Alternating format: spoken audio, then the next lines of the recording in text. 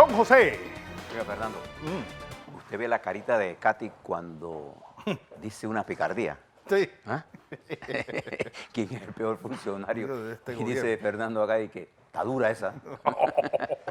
Durísima. Bueno, mire cómo nuestra compañera viene vestida con un pantalón de corte alto, ¿fue lo que dijo? Mostaza, sí, de color corte alto, que la mostaza. hace más larga. Dice. Yo creo que ella nos debe dar una lección a nosotros. Yo le pregunté a Silka si le gustaba o no la combinación con mi corbata. Y dice, su corbata me gusta, lo que no me gusta es cómo usted lleva el nudo, siempre lo anda Moviendo. moviendo y está virado. ¿Ah?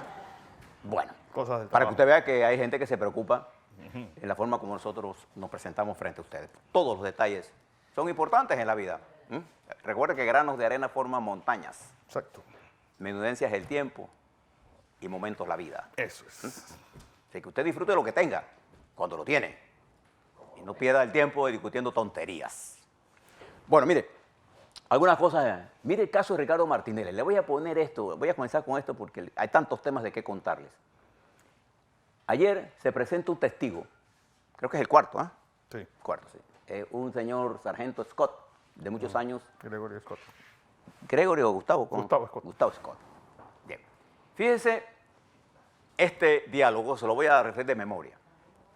La defensa trata de demostrar y le pregunta al testigo si él tiene conocimiento de dónde vino el DVD que él está analizando. El señor Scott dice, no sé. No sé, no sé. Entonces, el fiscal. Y es un testigo de la fiscalía. El fiscal dice, el perito no tiene por qué saber de dónde viene el CD. Ese es el CD, Sí, el disco. El disco. Es juez. Miren lo que dice el juez. Por supuesto que tiene que saber. ¿Cómo pretende usted que venga aquí a este juzgado a decirnos si no sabe dónde salió la información? Ahora, te tomes ese fragmento. Si el perito no sabe de quién le dio esa información, ¿cómo puede saber uno si la información es cierta o falsa? A ver. Entonces, fíjense, entonces salen los que están en contra, que pierden la objetividad. Forma y contenido es una ley de la dialéctica judicial y de la dialéctica de la vida. Si yo, por ejemplo, le presento a un juez una información y le entrego, estos son los informes de Fernando sobre finanzas, y yo lo estoy acusando a él de que hizo un defalco. Entonces él me pregunta, bueno, ¿usted sabe dónde sacó eso? Y dice, no. Eso no sabe. Ya murió. ¿Qué prueba es esa? Yo tengo que decir, no, lo publicó porque me lo entregó tal y tal cosa, y tiene que estar cuidada la cadena de custodia. Todas esas cosas formales son tan importantes, ¿sabes para qué? Para evitar la manipulación de la prueba. ¿Usted sabe cuánta gente está presa en el mundo por manipulación de la información? Entonces, yo le pongo esto nada más para que usted haga su propio juicio. Por eso que yo creo que estos juicios los deben de permitir que se transmitan para que nuestros estudiantes de Derecho aprendan ¿qué no deben hacer? qué es lo que no se debe hacer. Porque el juicio, una de las razones, me explicaba a mí Silvio Guerra, que en el caso del sistema penal acusatorio, una de las cosas en ahorro al proceso judicial que se logra es que el abogado dependa más de su capacidad de oratoria, su capacidad de poder entender, de estudiar, de memoria, saber las cosas.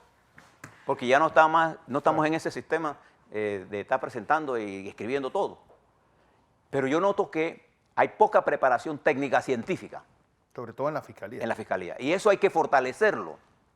Porque al tener fiscales bien preparados, tenemos garantías de que tenemos gente buena.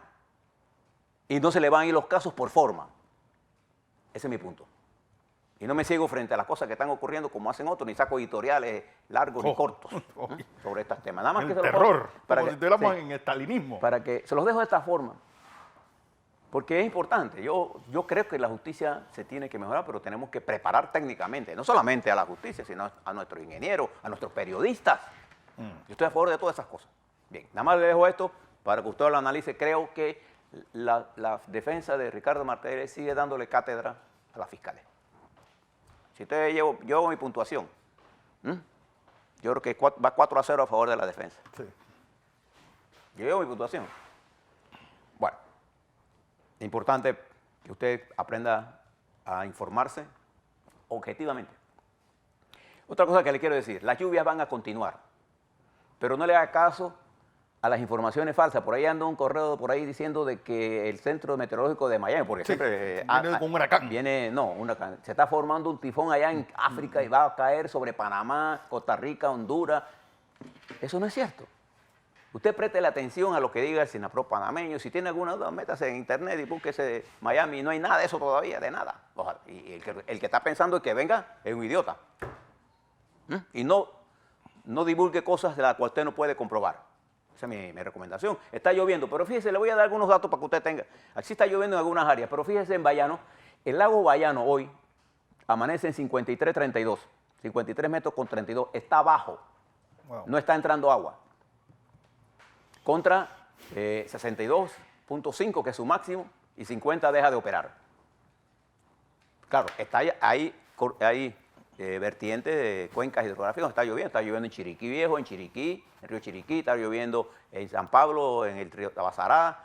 Hay hidroeléctricas que tienen, como son de pasada, pues el río crece Sí, todo y el área de Talamanca está por las crecidas. Pero, por ejemplo, en las hidroeléctricas del área, en las embalses del área del canal, sí han mejorado un poquito, pero no es tanto. Un poquito más en Colón, pero Bayano está abajo. Hoy estamos generando, hasta este momento que estoy hablando con ustedes, 48% global hidráulico y 51-52% térmico. ¿El eólico cuánto representa más o menos? Depende, pero oscila entre 2 o 3%. Depende. También la solar. Acuérdate, sí, eso depende. Son mucho. marginales. Son importantes, pero ellos son energía y competencia de pasada, porque no son firmes. No las tenemos 24 horas, 7 días a la semana, disponibles. Eso es lo que se llama energía firme, disponible full time. Como está, por ejemplo, la planta de gas de Colón de AES, por ejemplo, las plantas térmicas. Bayano, por ejemplo, cuando está porque el lago es de 30.000 hectáreas. Bien. Nada más para que usted vea todas las lluvias y preste atención. Otra cosa importante, las secciones estudiantiles. Quiero aclararle al oyente que nos estaba conversando esta mañana con Fernando.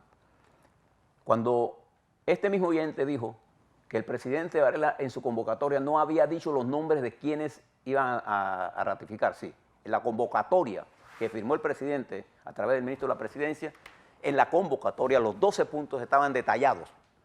Ratificación del magistrado fulano de tal. Sí, claro. Eso estaba claramente. Es decir, lo que yo le corrigí a él era que eso sí estaba detallado. Pero ayer lo que no llegó a la Asamblea fueron los proyectos de ley que el Ejecutivo debe mandar. O sea, la convocatoria es una cosa y en la copia del anteproyecto de ley correspondiente no ha llegado. De manera que no podía la Asamblea, que se reunió ayer con solo 27 diputados, acudieron, había quórum para deliberativo, pero no tenían nada que hablar y la sesión duró 15 minutos. Hoy se está reuniendo el presidente electo con su bancada del PRD, creo que es esta, no la nueva, porque esta es la que está en funciones, para discutir qué, no sé, ya sabremos. Dice, no vamos a dar líneas sino lineamientos. Sí. No sé cuál es la diferencia entre línea y lineamiento, pero... Es lo que no, tampoco te iba, lo que te iba a preguntar. No sé yo creo que es lo que se va a discutir, qué es lo que van a hacer. Y eso es correcto. Si el presidente electo, que va a asumir funciones el 1 de julio, se sienta con su bancada, una parte de ella, una parte va a estar en la próxima asamblea, es correcto que se discuta la línea política, pues. Si hay que discutirla. Yo no veo nada de malo que eso el partido de gobierno entrante discuta con sus diputados. Eso es lo que no hace el presidente Varela, por ejemplo. No hizo nunca. Nunca discutió políticamente, sino hombre con hombre. Y esto es lo que se presta al mal manejo político. Pero comparto plenamente el planteamiento que hizo el presidente electo cuando se presentó ante la comisión esta, ¿cómo que se llama la comisión esta? La concertación. Concertación Nacional. Que no tiene poder constituyente, para que esté claro, ¿ah? Pero comparto lo que dijo, este documento que está aquí va a ser revisado, se va a presentar a la Asamblea, dijo el presidente electo, para que en octubre se presente y hay un debate completo y consultas para que dentro de un año, es decir, para allá para abril, mayo del próximo año, podamos ir a un referendo. Creo que es un tiempo prudencial y hay tiempo para que esa discusión se haga en la mejor forma posible. Particularmente sigo insistiendo, para mí, las reformas constitucionales, tiene que haber una nueva constitución para mí. Para mí, debiera ser una asamblea constituyente. No va a pasar. En todo caso, es la propuesta que ganó las elecciones bajo la dirección de Cortizo la que va a someterse. Y entonces debe ser sometida a la consideración de las fuerzas políticas que están representadas en la asamblea, Fernando, a las fuerzas que no están representadas en la asamblea, a una discusión en que todos somos parte. Por eso comparto la posición que asumió ayer el presidente electo, y eso descarta ya que esta asamblea no va a discutir las reformas constitucionales. Le doy esa como premisa. También, Fernando, el vicepresidente electo, Gabriel Carrizo, explicó al país que a mediados de junio el ministro designado para el Ministerio de Economía y Finanzas hará una presentación al país del Estado en la que el gobierno de Lautino Cortizo y Gabriel Carrizo reciben las finanzas públicas. Le quiero hacer un recorderis a todo el país de algunos eventos. Cuando termina el gobierno de Martín Torrijos, las finanzas públicas las entrega precisamente Héctor Alexander. Y debo decir que el gobierno de Ricardo Martinelli recibió las finanzas públicas en un inmejorable estado. Desde el punto de vista del desarrollo, del crecimiento económico, de las finanzas públicas, el déficit fiscal, el déficit... el déficit era cero. Sí, cero. El crecimiento económico alto, la relación deuda PIB bien, finanzas...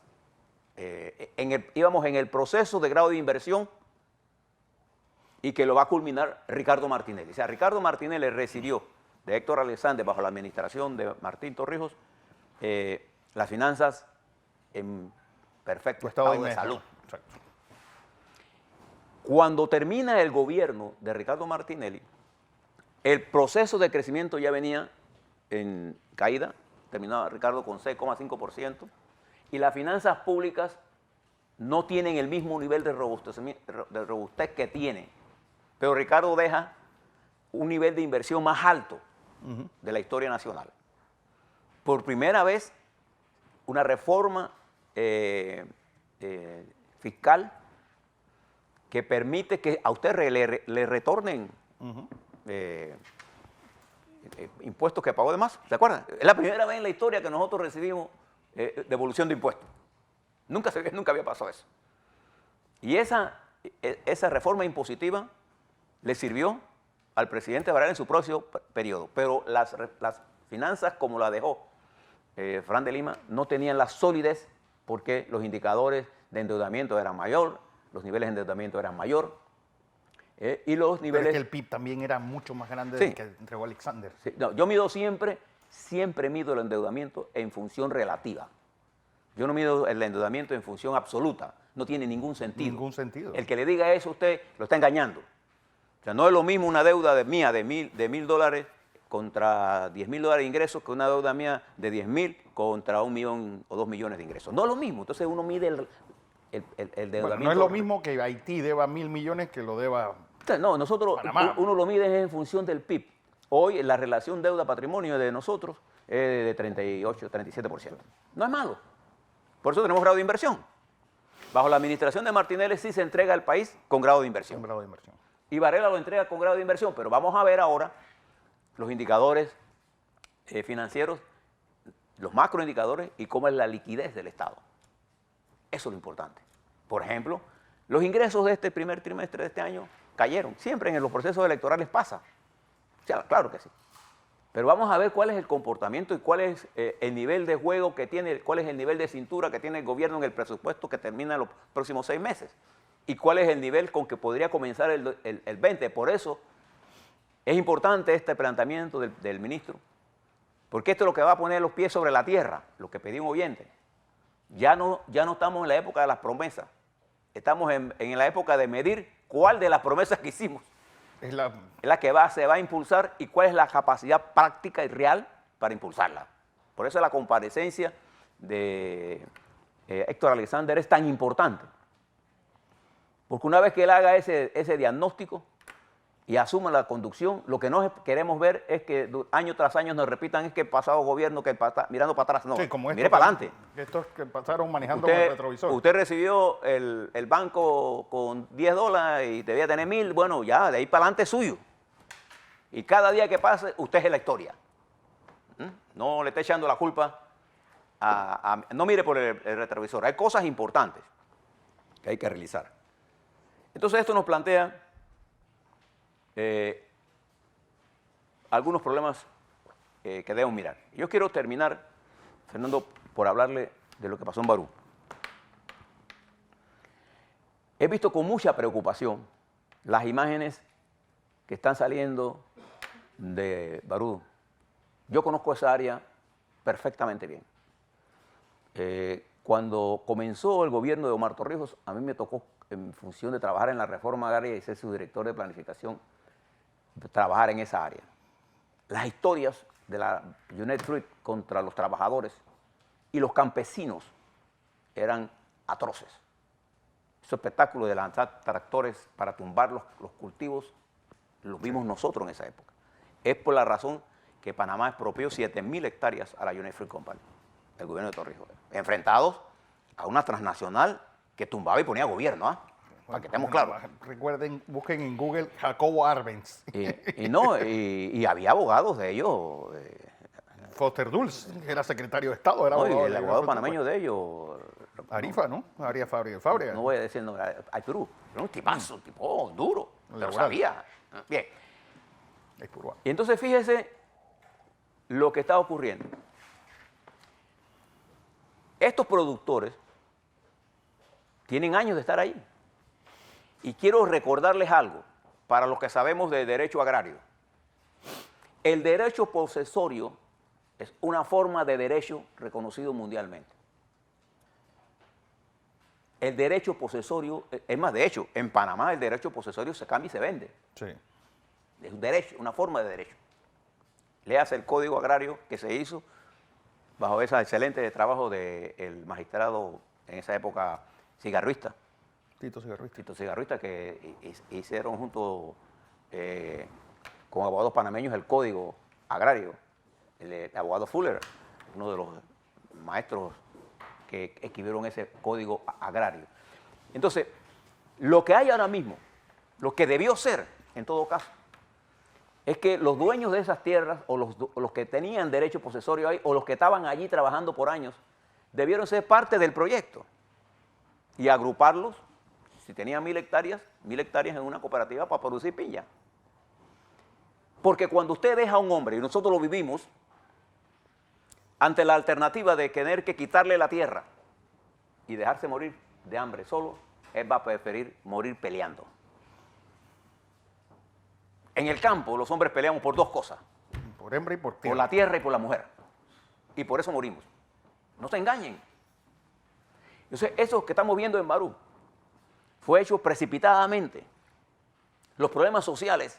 O sea, yo creo en el desarrollo empresarial. Creo. Pero yo no puedo anteponer el desarrollo empresarial a los problemas sociales que genera un desarrollo desigual. La única forma de poder llegar a la paz en esa región es que los productores que estaban allí sean parte de ese desarrollo. Y si no tenían propiedades, entonces dáselas.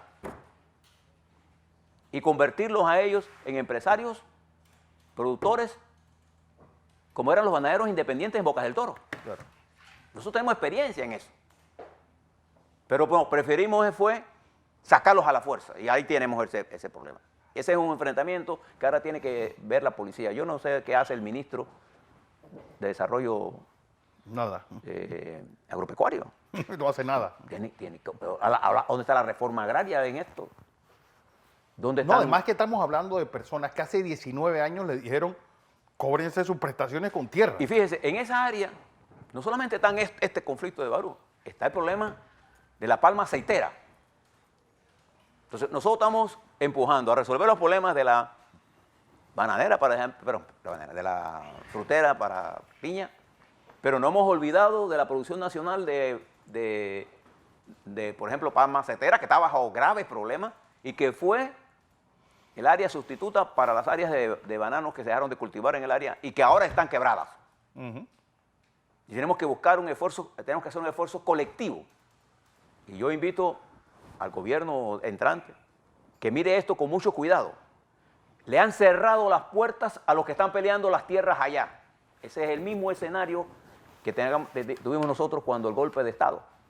Una de las primeras cosas que nosotros hicimos fue resolver el problema de la bananera. Recuerde que Omar Torrijos, cuando se toma el poder él, o sea, no la Guardia Nacional, la Guardia Nacional, el golpe se da entre Boris Martínez y Omar Torrijos, que era coronel, era el militar de más rango. Pero la dirección de la Guardia Nacional como tal pasa cuando se define esa dicotomía, queda Omar Torrijos, y después del golpe del 69, Omar Torrijos asume la conducción completa de la Guardia Nacional y nosotros desarrollamos una estrategia de traer a Omar Torrijos del campo a la ciudad. ¿Y cómo lo hicimos? Resolviendo los problemas de la tierra, en donde miles de campesinos vivían de precaristas en propiedad privada que les fue arrebatada. Y lo resolvimos. De eso va Luna Verde, de Joaquín Belén. Y lo resolvimos.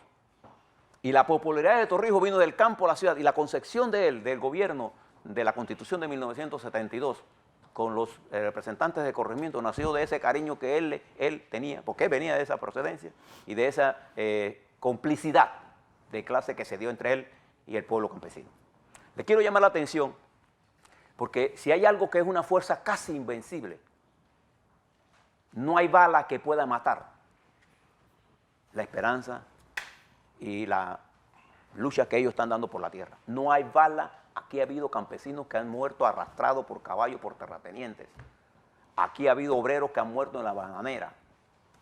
Entonces yo lo que quiero llamar la atención es que este no es un problema simple, ni se resuelve ignorándolo o no dando la versión integral de lo que está ocurriendo. En Barú está habiendo un problema que se manejó mal por no prestarle atención a un problema social en la búsqueda de una solución a una transnacional. Y en ese apuro han creado un problema social en desarrollo. De manera que quiero expresar mi preocupación por lo que está ocurriendo y creo que esto hay que mirarlo con mucho cuidado. Así es.